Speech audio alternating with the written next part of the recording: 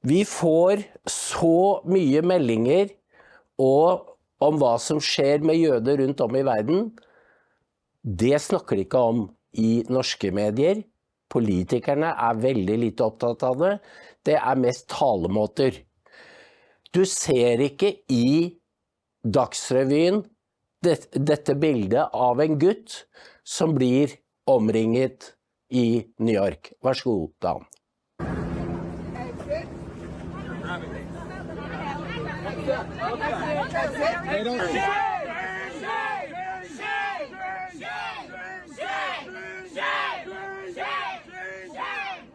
Maskerte med kefia-skjerf og prøver å sperre han inne. Dette er en intimidering og mobbing som minner om det som skjedde på 30-tallet, og følelsen av å være en enslig jøde opp mot disse maskerte Midtøsten og Hamas-sympatisørene er helt utillatelig når det skjer i Amerika. Det samme skjedde i Australia nylig, og de river ned, for man setter jo opp bildene av gislene. De bildene blir revet ned, enten det er i London, eller Berlin, eller det er i New York, så går de bort og river ned og tramper på disse bildene. Og da må du spørre deg selv, hva er det som driver disse menneskene? Se på dette her. Fuck you, fuck Israel, bitch. What? Fuck you. These are our family members. We have family there. Fuck you, bitch. Fuck you too, bitch. Fuck you. And Israel. Don't rip down these posters. Fuck you in that propaganda. Kom ikke ut av et vakuum. Og så har vi et klipp fra The Five, som jeg normalt synes er nok så pratete. Men denne gangen så hadde de med Brooke Goldman hun heter, som er leder for en jødisk forening som kjemper mot antisemittisme. Og hun var av den knallharde sorten, og hun fikk svar fra de andre. Og jeg skal bare si, dette er en samtale som dere trenger å se, fordi dere vil aldri få se den på norsk TV. Vær så god.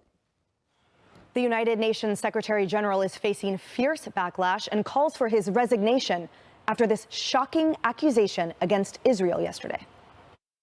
It is important to also recognize the attacks by Hamas did not happen in a vacuum. The Palestinian people have been subjected to 56 years of suffocating occupation. They have seen their land steadily devoured by settlements and plagued by violence, their economy stifled, their people displaced, and their homes demolished. Their hopes for a political solution to their plight have been vanishing. That was the Secretary General for the entire UN, accusing Israel of oppressing Palestinians. The Israeli Minister of Foreign Affairs fired back. Mr. President, Minister of Foreign Affairs, members of the Security Council, as we meet here today, young babies, children are held in Gaza. This is beyond imagination, a living nightmare. Ofri, 10 years old, Avigail, 3 years old, Maya, 17 years old, Raz, 4 years old, Aviv, 2 years old, Ariel, 4 years old, Kfir, little Kfir, only 9 months, Yuval, 8 years old, Ofir, 17 years old. There are just a few of the many children and babies that have not seen evil. They have not caused evil, but they are victims of evil. These kids witness horror which cannot be described by word. Mr. Secretary General, in what world do you live? Definitely, this is not our world. Now, the UN Secretary General did respond again, and he said, quote, "I am shocked by some misrepresentation of my comments as if I was justifying acts of terror by Hamas. This is false," he said, and it was the opposite. Brooke, what are your thoughts? Listen, people like this UN official and also Queen Rania of Jordan are acting as Islamo-Nazi mouthpieces. They are justifying the genocide of the Jewish people. And we have been here before and we have seen this. And I can't tell you what it feels like to be a Jewish person, a granddaughter of Holocaust survivors. I never thought I would see this in my lifetime. And by the way, they're not just justifying it. The United Nations is working with Hamas to abuse Palestinian children. The United Nations Relief Works Agency, or UNRWA, operates schools. They have invited Hamas's youth wing, Al-Qutla al-Islamiyah, to recruit innocent Muslim children from the schools to operate as human shields, to operate as child soldiers, to operate as suicide homicide bombers. They're allowing their schools to be used as weapons depot. The United Nations is aiding and abetting and working with Hamas. They are the problem, and he absolutely has to go. We have tape of Queen Rania, who denounced the West for standing with Israel. Watch. In the last couple of weeks, we have seen, a glaring double standard in the world. When October 7th happened, the world immediately and unequivocally stood by Israel and its right to defend itself and condemned the attacks that happened. But what we're seeing the last couple of weeks, we're seeing silence in the world. Countries have stopped at just expressing concern or acknowledging the casualties, but always with a preface of declaration of support for Israel. And, are we being told that it is wrong to kill a family, an entire family at gunpoint, but it's okay to shell them to death? I mean, there is a glaring double standard here. And it is just shocking to the Arab world. The silence is deafening, and to many in our region, it makes the Western world complicit, through their support and through the cover that they give Israel, that it is just its right to defend itself. Many in the Arab world are looking at the Western world as not just tolerating this, but as aiding and abetting it. And this is just horrendous, and it's deeply, deeply disappointing to all of us. This is the greatest gaslighting, victim blaming in history. And I want to go back a little bit in terms of Queen Rania.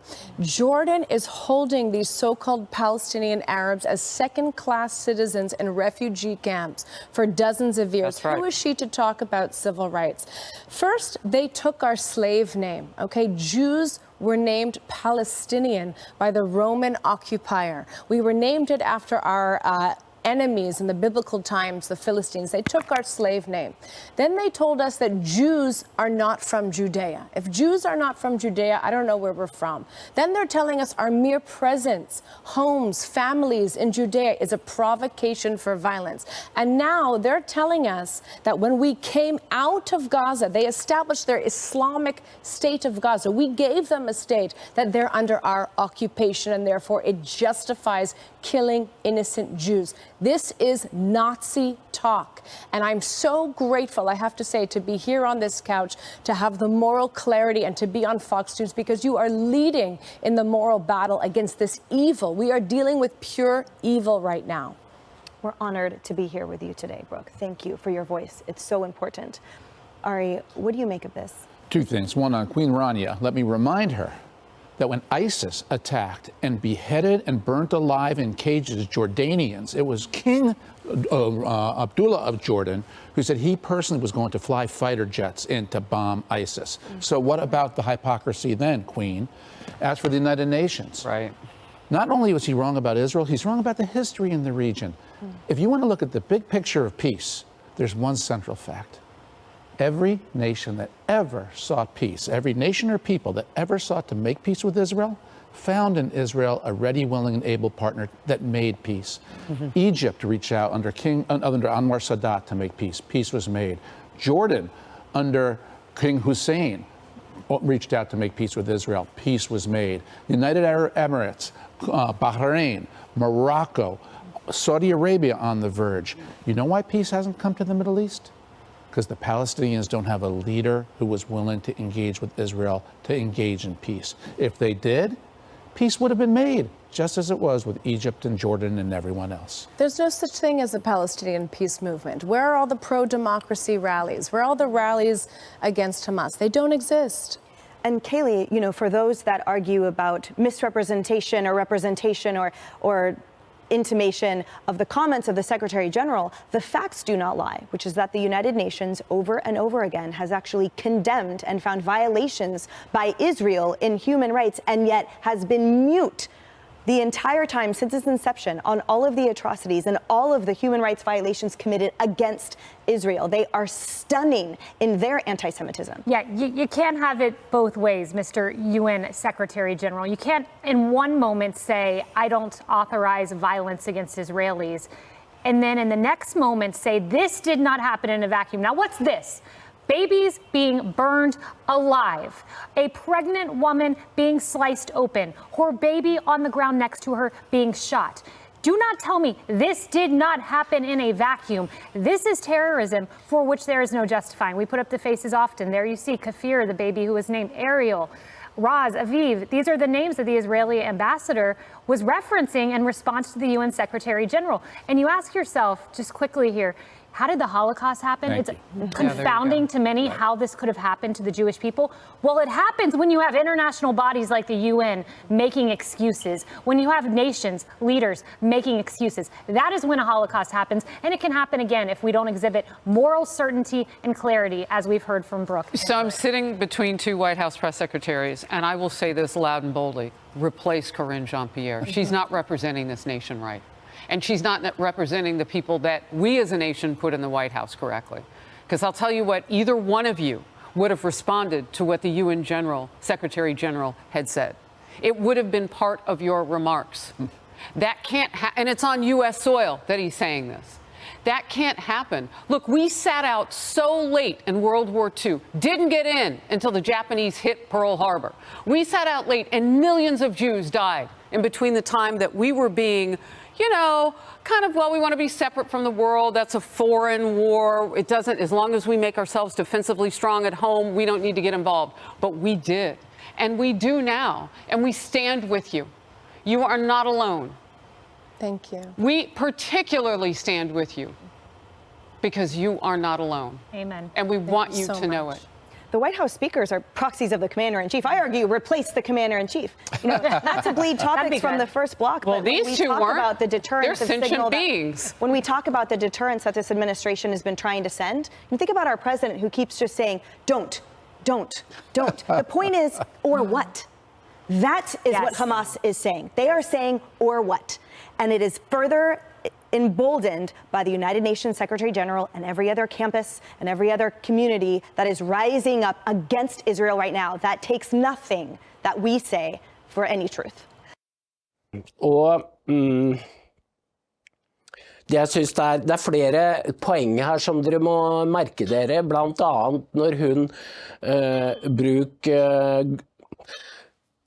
Goldstein sier at de ga oss navnet til slavene. De ga oss et slavenavn. Fordi det var romerne som brukte ordet Palestina, for de ville ydmyke jødene. Så det går helt tilbake til den gangen, da ingenting med at det der palestinere er et eget folk å gjøre. Det er noe som er blitt adoptert i nyere tid. Dette er jo noe du aldri ville få vite på en norsk skole eller i norske medier. Og jeg tenker, når jeg ser og hører norske medier, forestill deg at du er et barn fra en konservativ kristen familie, en opplyst familie, eller at du har jødiske røtter. Og så sitter du på skolen og hører Gaza-propagandaen. Hvordan føles det da?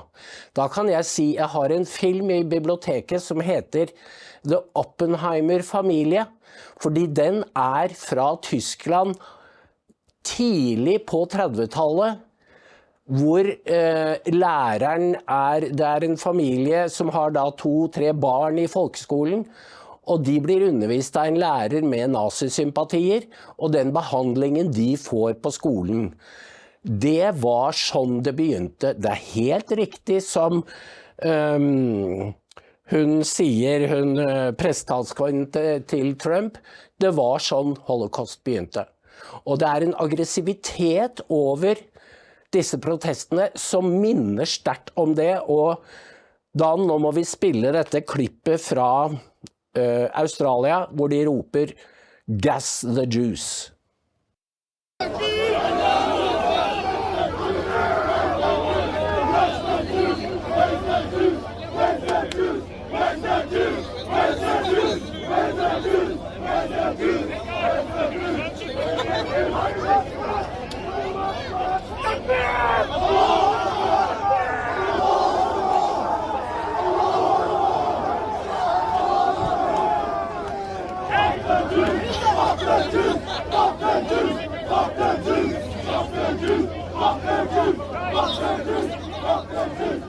Så, og dette I akkurat samme form som artikkelen, den intervjuet som Peter Beck hadde gjort med han kjente Hamas-representanten I år 2000. Dette med viseutenriksministeren som uttaler seg etter massakrene. Arnt Jensvold har skrevet om det, men vi bør se det en gang til. For saving lives, or are you against saving lives? The time to decide is now. Cease fire now. Cease fire now. Americans want a ceasefire. They want it to stop.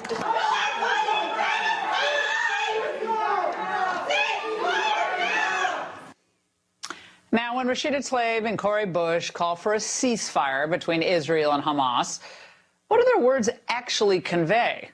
Solidarity with an oppressed people? Well, to answer that question, we need to listen to the words of Hamas's own deputy foreign minister. إسرائيل دولة لا مقام لها على أرضنا. إحنا الدولة لابد أن نزيلها، لأنه بالفعل هي تعتبر كارثة أمنية وعسكرية وسياسية للأمة العربية والإسلامية، يجب أن تنتهي. لذلك احنا لا نخجل من نقول ذلك بكل قوة. And what about all those dopey college students? They're not marching for justice. They're marching for this.